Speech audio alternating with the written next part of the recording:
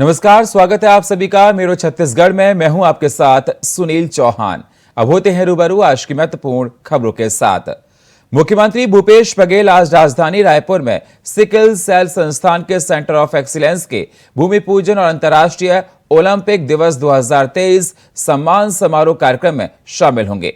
इसके बाद शाम 5 बजे अपने निवास कार्यालय में अंतर्राष्ट्रीय ओलंपिक दिवस 2023 के अवसर पर राष्ट्रीय खेल महोत्सव में प्रदेश के पदक विजेता खिलाड़ियों को सम्मानित करेंगे।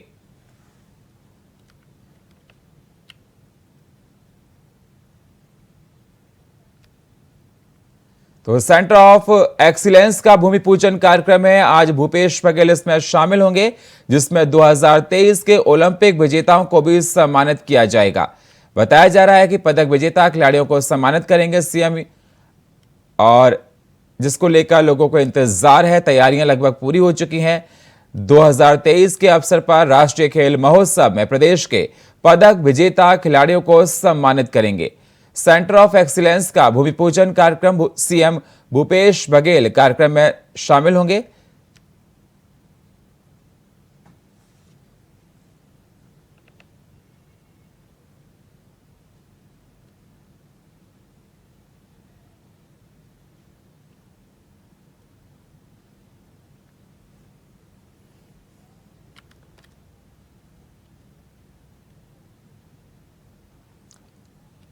और हमारे साथ चित्रा पटेल लाइव जुड़ चुकी हैं रायपुर से। चित्रा, क्या कुछ अहम जानकारी इस प्रोग्राम को लेकर? सीएम भूपेश बघेल आएंगे, ओलंपिक जो विजेता हैं उनको सम्मानित किया जाएगा, क्या कुछ अहम जानकारी?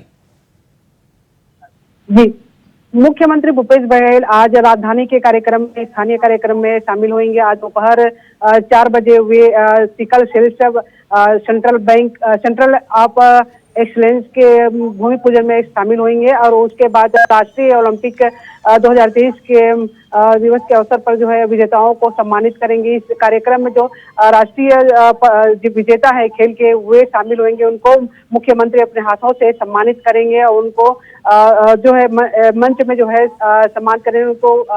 और इस मौका पर जो है मुख्यमंत्री शामिल होंगे। साथ में स्वास्थ्य मंत्री टी.एस. सिंहदेव भी शामिल होंगे और साथ में खेल शिक्षा मंत्री वो भी शामिल होंगे। जी चित्रा, मैं आपसे जानना चाहता हूं किस प्रकार की तैयारियां हैं, कब तक आएंगे और कौन कौन इस प्रोग्राम में शामिल हो रहा है?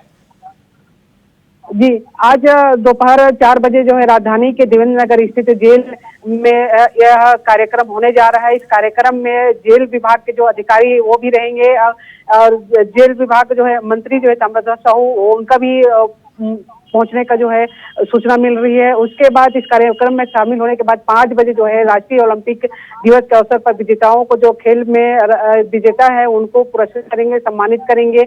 उसमें खेल शिक्षा मंत्री जो है वो शामिल होंगे, उमेश पटेल, वो भी शामिल होंगे। जी चित्रा, इस प्रोग्राम के क्या मायने लगाए जाएं, क्योंकि छत्तीसगढ़ में आगे चलकर इलेक्शन है विधानसभा का, तो इस प्रोग्राम के क्या मायने लगाए जाएं? जी, मुख्यमंत्री भूपेश बघेल लगातार जो है राज्य सरकार के कार्यों को जो है आम जनता तक पहुंचाने के कार्य कर रहे हैं। साथ में जो है अधिकारियों को लगातार निर्देश दे रहे हैं कि उनके कार्यकाल में जो राज्य सरकार की योजनाएं वो जन जन को उसका फायदा मिले। 2023-24 में विधानसभा चुनाव और 24 में लोकसभा चुनाव होना है। इसको लेकर जो है राज्य सरकार की योजनाओं को जन जन तक फायदा मिले, ताकि लोगों को इसका फायदा सीधा सीधा मिले और आम जनता को राज्य सरकार के कार्यों को जो है सीधा सीधा उनको नजर आए। इसको लेकर मुख्यमंत्री भूपेश बघेल लगातार जो है कार्य कर रहे हैं। इससे पहले जो भेंट मुलाकात में भी मुख्यमंत्री हर विधानसभा में वे दौरा किए और अभी भी छत्तीसगढ़ के कार्यक्रम जो होते हैं उसमें वो स्वयं शामिल होते हैं और लगातार कार्य हो रहे, कार्य में वो शामिल होते जा रहे हैं। जी बिल्कुल। और 2023 के अवसर पर राष्ट्रीय खेल महोत्सव में प्रदेश के पदक विजेताओं खिलाड़ियों को सम्मानित किया जाएगा। चित्रा, और कौन कौन से खिलाड़ी हैं इसमें, उन्होंने कहां पर मेडल जीता था? जी, लगातार जो है मुख्यमंत्री भूपेश बघेल खेल को लेकर जो है बढ़ावा दे रहे हैं। छत्तीसगढ़ में छत्तीसगढ़िया खेल को भी उन्होंने बढ़ावा दिया, जिसमें छत्तीसगढ़ के स्थानीय है वो भी शामिल हुए थे। उसमें फुकड़ी है, खेल है, गेड़ी है, स्थानीय छत्तीसगढ़ी जो खेल है उसमें भी वो शामिल हुए थे। उसमें भी जो है विजेताओं को सम्मानित किया गया था। राष्ट्रीय खेल के जो पुरस्कृत विजेता है उनको भी उन्होंने बुलाया है और वो शामिल होंगे। अभी वर्तमान में जो है छत्तीसगढ़ के खिलाड़ी है उनको बुलाया गया है शामिल होने के लिए। वे शामिल होंगे, उनको पुरस्कृत किया जाएगा। मैं आपसे जानना चाहता हूं चित्रा, जिस प्रकार से देखा जा रहा है कि सीएम भूपेश बघेल बहुत एक्टिव नजर आ रहे हैं विधानसभा चुनाव को देखते हुए, तो क्या ये माना जाए कि इस प्रोग्राम के माध्यम से जनता में एक मैसेज जाएगा? जी, 2023 और 24 में जो है विधानसभा होना है और उसको लेकर जो है मुख्यमंत्री लगातार कोई रिस्क लेना नहीं चाहते हैं और आम जनता तक जो है अपनी योजनाओं को सीधा सीधा पहुंचा रहे हैं, सीधा सीधा आम जनताओं को फायदा दिला रहे हैं, चाहे वो खेल हो, चाहे शिक्षा हो, चाहे स्वास्थ्य हो, चाहे महिला वर्ग हो या पुरुष वर्ग हो, सभी वर्गों को जो है सीधा सीधा फायदा दिलाया जा रहा है। और सीधा सीधा जो है डायरेक्ट मिल नरवा गरवा गुरवा बाड़ी सरकार की योजना है, इस माध्यम से भी जो है स्थानीय छत्तीसगढ़िया लोगों को बढ़ावा दे रहे हैं और इसका फायदा सीधा सीधा आम जनता को मिल रहा है। जी चित्रा, मुख्यमंत्री शाम को 4 बजे तक आने की उम्मीद बताई जा रही है। उसके बाद वो अपने कार्यालय जाएंगे, वहां पर 5 बजे खिलाड़ियों को सम्मानित करेंगे। मैं आपसे ये जानना चाहता हूं कि मुख्यमंत्री की तैयारी को लेकर वहां पर किस प्रकार के इंतजाम किए गए हैं, सुरक्षा किस प्रकार से वहां पर की गई है और अभी वहां के सूरत हाल क्या हैं जहां पर मुख्यमंत्री आने वाले हैं? जी राजधानी के देवन नगर स्थित जेल है वो वहाँ पर यह कार्यक्रम होने जा रही है सिकल सेल संस्थान का। और वहाँ पर मुख्यमंत्री भूपेश बघेल की सुरक्षा को लेकर जो है स्थानीय एसपी आईजी पुख्ता इंतजाम किए हैं। सुरक्षा के लिए ड्यूटी लगाई गई है जवानों की अधिक से अधिक। और वहाँ पर कार्यक्रम के स्थल का जायजा लेने के लिए जिला अध्यक्ष है, कांग्रेस के जिला अध्यक्ष भी पहुंच रहे हैं, मंत्री भी पहुंच रहे हैं और अधिकारी भी पहुंच रहे हैं और उसकी तैयारी पूरी हो चुकी है। और यह कार्यक्रम अब आज शाम को होने जा रहे हैं। मुख्यमंत्री राइट टाइम पे 4 बजे वो पहुंच जाएंगे, कार्यक्रम में शामिल होंगे। उसके बाद 5 बजे जो है खेल विभाग का जो राष्ट्रीय कार्यक्रम होने जा रहे हैं उसमें वो शामिल होंगे। जी शुक्रिया हमारे साथ जुड़ने के लिए चित्रा आपका।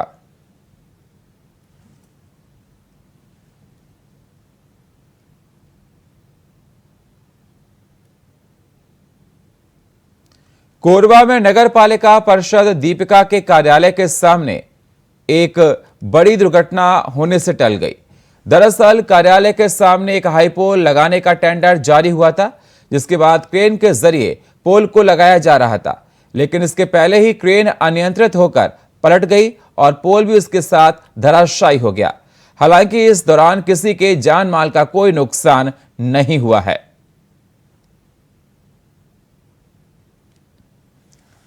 तो आप तस्वीरों में देख सकते हैं कोरबा में किस प्रकार से पोल अनबैलेंस्ड होकर गिर गया। जान माल का कोई नुकसान नहीं हुआ है, लेकिन कार्यालय के सामने ये पोल धराशायी हुआ है। लगातार यहां पर ये कोशिश की जा रही है कि इसको हटाया जाए, यहां से व्यवस्था को ठीक किया जाए और क्रेन अनियंत्रित होकर यहां पर गिर गया। जान माल के कोई नुकसान की बात नहीं है और उस रास्ते पर रेड फ्लैग लगा दिया गया है जिससे कोई वहां से ना गुजरे और लगातार प्रशासन इस पूरे घटनाक्रम पर नजर बनाए हुए है।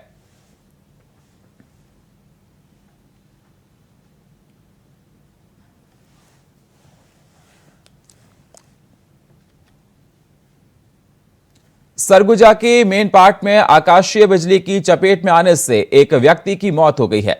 बताया जा रहा है कि मजदूरी करने अपनी पत्नी के साथ आया था और लगातार हो रही मूसलाधार बारिश से बचने के लिए एक मकान के नीचे सहारा लेने लगा और तभी बैठ गया और यह हादसा उस दौरान हो गया।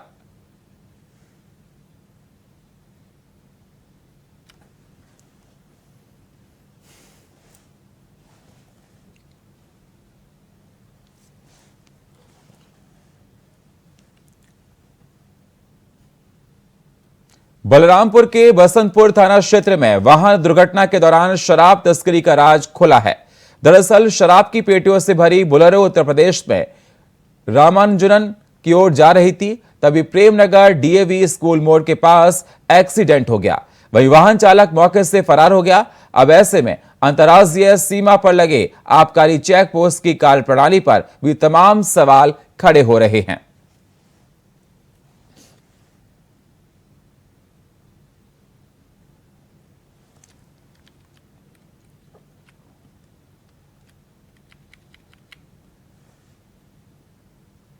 रायपुर में भीषण सड़क हादसा हुआ है। तेज रफ्तार कार ने खड़ी ट्रक में टक्कर मार दी। खबर आपके साथ हम साझा कर रहे हैं रायपुर से। रायपुर में भीषण सड़क हादसा हुआ है। तेज रफ्तार कार ने खड़ी ट्रक में टक्कर मार दी। कार में सवार थे 3 लोग। आपको बता दें, तीनों घायलों को अस्पताल में भर्ती कराया गया है। मंदिर हसौदा थाना क्षेत्र का यह मामला बताया जा रहा है। तो रायपुर में बड़ा भीषण सड़क हादसा हो गया। तेज रफ्तार कार ने खड़ी ट्रक में टक्कर मार दी है। कार में 3 लोग सवार थे। घायलों का अस्पताल में इलाज किया जा रहा है। प्रशासन इस पर नजर बनाए हुए है। रायपुर में भीषण सड़क हादसा हुआ है। कार में 3 लोग सवार थे। 3 लोगों को चोट आई है और घायलों का अस्पताल में इलाज चल रहा है। मंदिर हसौद थाना क्षेत्र का यह मामला बताया जा रहा है।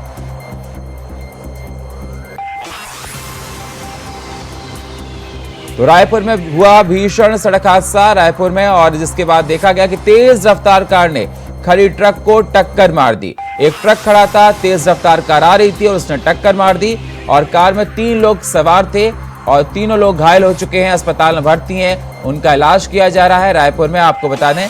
और तेज रफ्तार कार ने खड़ी ट्रक को टक्कर मारी है। अस्पताल में भर्ती कराया गया है घायलों को। मंदिर हसौद थाना क्षेत्र का यह मामला बताया जा रहा है।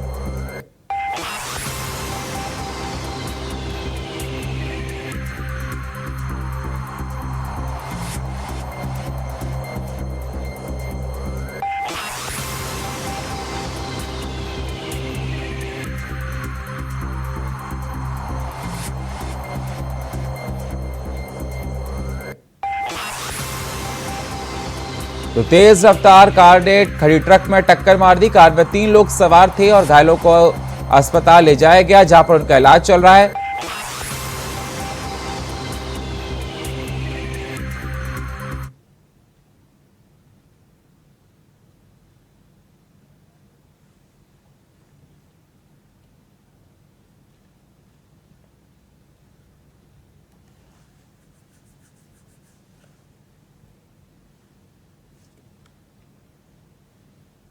छत्तीसगढ़ में शिक्षक भर्ती 2023 को लेकर एक बार फिर माहौल गर्म है। चुनाव से ठीक पहले एक बार फिर शिक्षकों ने मोर्चा खोल दिया है। शिक्षकों ने कांग्रेस सरकार को पिछले चुनाव में उसके द्वारा किए गए घोषणा की याद दिलाते हुए कहा कि नियमितीकरण का वादा आखिर कब पूरा होगा। इसके साथ ही शिक्षकों ने कहा कि बोनस अंक से बात नहीं बनने वाला, इसलिए हम सरकार के नाम का ज्ञापन जिला शिक्षा अधिकारी को सौंप रहे हैं। आपको बता दें, 10 महीने तक स्कूलों में सेवा देने वाले विद्या मितान की संख्या कोरबा जिला सहित प्रदेश में हजारों में है। जैसा कि घोषणा पत्र में सरकार ने हमको बोला था कि नियमितीकरण करूंगा करके, तो हमको नियमितीकरण चाहिए ना कि हमको 2 अंक बोनस चाहिए। और हम लोग जो है 2016-17 से कार्यरत हैं और बहुत सारे जो हमारे अतिथि शिक्षक हैं उन लोग प्रभावित वंचित भी हो गए हैं। लेकिन हम लोग को जो 2 अंक बोनस दिया जा रहा है, हम उसी के विरोध में आए हैं। हमको नियमितीकरण का वादा किया गया है, तो नियमित ही करे और नियमितीकरण ही हमको चाहिए। इसीलिए आज हम लोग यहाँ पर उपस्थित हुए हैं। आज हमें डी ऑफिस आए हैं, डीओ सर से मिले भी हैं। आज के विषय है कि शासन द्वारा जो 2 अंक हमला दिए जाते हैं, तो 2 अंक हमला नहीं चाहिए। छत्तीसगढ़ जो सरकार है वो 2018 में हमला कहेरी से कि भाई हमारे जब सत्ता आई तो आप मतलब बिल्कुल नियमितीकरण करे जाए, क्योंकि घोषणा पत्र में स्पष्ट लेख हवा। हम डीओ सर से मिले, बोले सर जी कि हम लोग बोनस अंक नहीं चाहिए, है ना, हम शासन नियमितीकरण कह करें, हम नियमितीकरण चाहिए के नाम से आज ज्ञापन दिए हैं। आज हमें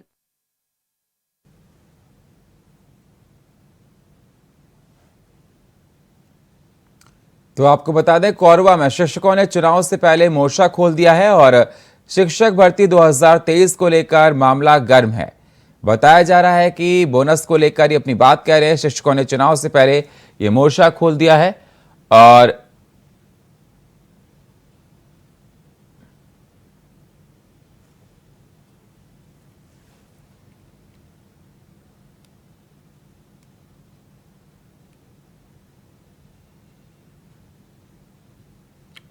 दस महीने तक स्कूलों में सेवा देने वाले विद्या मितान की संख्या कोरबा जिला सहित प्रदेश में हजारों में है।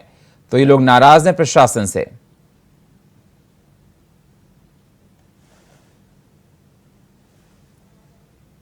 फोन नहीं है।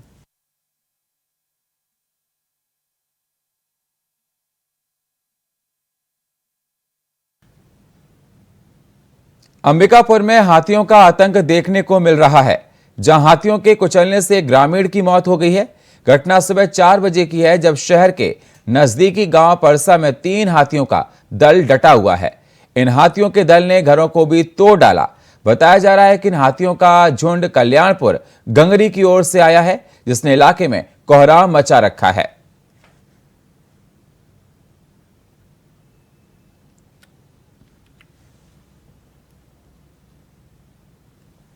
छत्तीसगढ़ की बालोद जिले की बेटी श्रद्धा साहू ने एक सामान्य कामकाजी महिला होने के साथ अपने प्रकृति प्रेम को लेकर पूरे समाज को एक अलग दिशा दे रही है।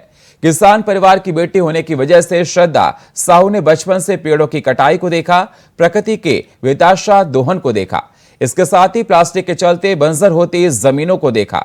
फिर उन्होंने एक निर्णय लिया कि जब वो प्रकृति के लिए खुद से एक नई पहल करेंगी, और उन्होंने सिंगल यूज प्लास्टिक को मात देने के लिए 100 बर्तनों के सेट के साथ अपने मोहल्ले से स्टील बर्तन बैंक की शुरुआत की है।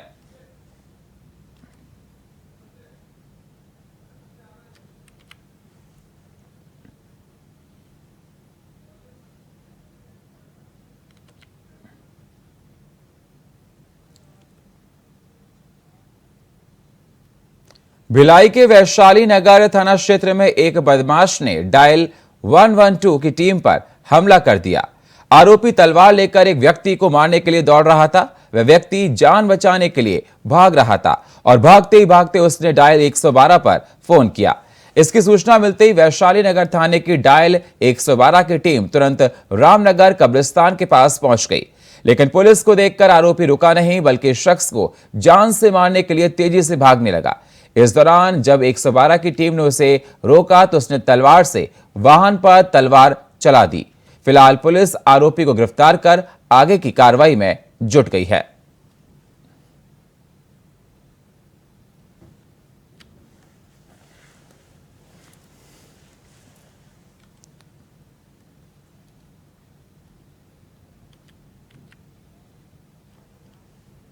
छत्तीसगढ़ के दुर्ग में केंद्रीय गृह मंत्री अमित शाह ने जनसभा को संबोधित किया है।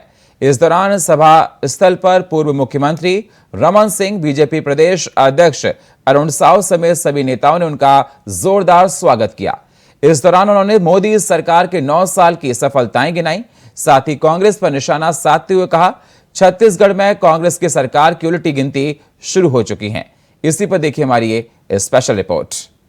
ये सोनिया मनमोहन की सरकार 10 साल चली, घपले, घोटाले, भ्रष्टाचार, ढेर सारे घोटाले बाहर आए। 12 लाख करोड़ का भ्रष्टाचार एक कांग्रेस की सरकार ने किया था। 9 साल हो गए मोदी जी को, हमारे सामने विपक्ष भी भ्रष्टाचार का आरोप नहीं लगा सकता। मोदी जी ने पारदर्शी सरकार चलाई। केंद्रीय गृह मंत्री अमित शाह दुर्ग छत्तीसगढ़ के दौरे पर थे। दुर्ग के रविशंकर स्टेडियम में बड़ी जनसभा को संबोधित करते हुए शाह ने एक एक करके भूपेश बघेल पर सियासी तीर छोड़े। शाह फुल फॉर्म में दिखाई दे रहे थे।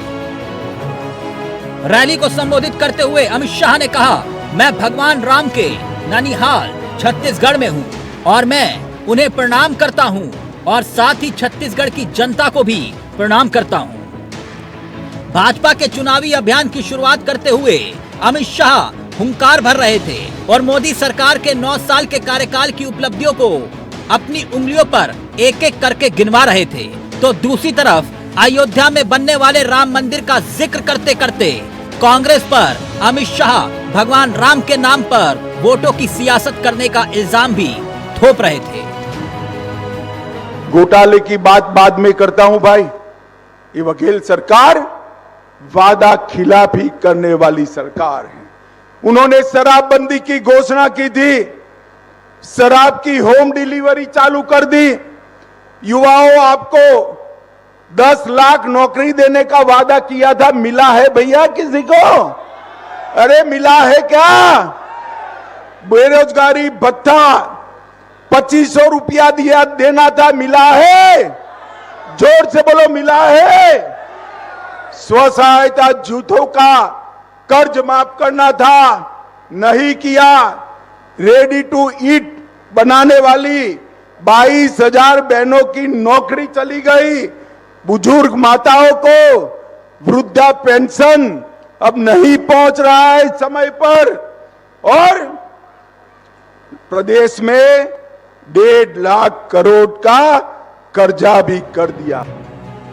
ऐसे में बीजेपी के चाणक्य कहे जाने वाले अमित शाह का स्वागत भी मुख्यमंत्री भूपेश बघेल ने अपने ही अंदाज में किया। भगवान राम का जिक्र हुआ तो भूपेश बघेल ने भी ट्वीट के जरिए कटाक्ष किया और अमित शाह से फिल्म आदि पुरुष पर बैन लगाने की मांग कर डाली। देखिए भूपेश ने ट्वीट करके क्या लिखा। केंद्रीय गृह मंत्री श्री अमित शाह जी का भगवान राम के ननिहाल छत्तीसगढ़ में सभी श्री राम भक्तों और प्रदेश वासियों की ओर से स्वागत है। साथ ही विनम्र निवेदन करता हूं कि आज ही रामायण और प्रभु की छवि बिगाड़ने वाली फिल्म आदि पुरुष को बैन करने की घोषणा करें। जय सिया राम। अमित शाह कांग्रेस के लिए शुभांकर है। वे जब जब भी भारतीय जनता पार्टी के चुनाव प्रचार का आगाज करते हैं, भारतीय जनता पार्टी के लिए जो भी दावा करते हैं वो कांग्रेस के लिए शुभ होता है। 2018 में उन्होंने दावा किया था कि भारतीय जनता पार्टी की 65 सीटें आएगी और वो कांग्रेस की 67 सीटें आई। एक बार फिर से वो यहाँ पे दावा करके जा रहे हैं भारतीय जनता पार्टी के पक्ष में। हमें पूरा भरोसा है कि एक बार फिर से छत्तीसगढ़ में कांग्रेस की 2/3 बहुमत के साथ सरकार बनेगी। और जो हमारा नारा है कि अब की बार 75 पार, वह साबित होगा। अमित शाह भ्रष्टाचार की बड़ी बड़ी बातें कर रहे थे, लेकिन अडानी की शेल कंपनियों में 20,000 करोड़ रुपए कहाँ से आया उसके बारे में मौन रहे। अडानी व मोदी जी के गठबंधन के बारे में अमित शाह मौन रहे। छत्तीसगढ़ की जनता की तरफ से कांग्रेस ने अमित शाह से 17 सवाल पूछे थे, जो देश के संदर्भ में था, छत्तीसगढ़ के संदर्भ में था। उसके बारे में भी अमित शाह मौन रहे। अमित शाह की जुमलेबाजी अब छत्तीसगढ़ में नहीं चलने वाली। साफ है चुनाव चौखट पर है। ऐसे में कांग्रेस को सबसे ज्यादा अगर किसी राज्य में वापसी की उम्मीद है तो वो छत्तीसगढ़ ही है। ऐसे में शाह के दौरे के बाद यह अब साफ हो गया है कि बीजेपी के निशाने पर अब भूपेश बघेल ही होंगे। यानी छत्तीसगढ़ की सियासी लड़ाई राष्ट्रीय राजनीति के फलक पर छाने जा रही है, ये तय है। Om Prakash, India voice, Raipur.